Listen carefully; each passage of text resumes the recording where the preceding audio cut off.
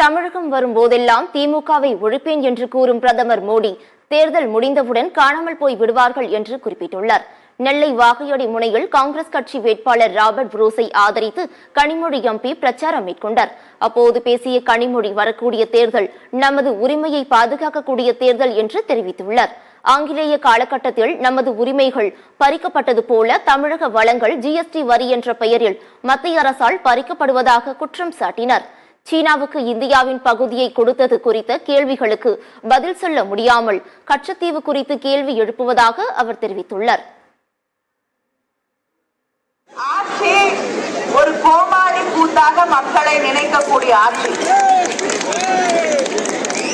எதையும் யோசிக்க மாட்டாங்க, மக்களுக்கு என்ன கஷ்டம்னு புரிந்து கொள்ள மாட்டார்கள். ஜிஎஸ்டியை கொண்டு வந்தாங்க, யோசிக்காம எப்படி ஜிஎஸ்டி கொண்டு வர்றது, சரியா அதை எப்படி அமல் செய்வது என்பதை பற்றியெல்லாம் யோசனை கிடையாது.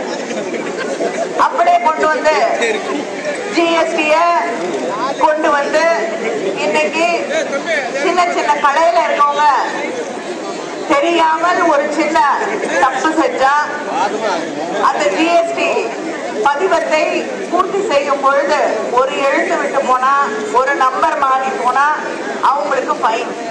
தமிழ்நாட்டுக்கு எதையுமே செய்யாம, எந்த திட்டத்துக்கும் நிதி ஒதுக்காமல், தமிழ்நாட்டுக்கான கொடுக்க வேண்டிய நிதியை கூட கொடுக்காம ஓரவஞ்சனை செய்துவிட்டு இப்ப தேர்தல் வந்த உடனே நீங்க வந்து இப்ப திடீர்னு தமிழ் படிக்கணும்னு வேற அவர் ஆசை.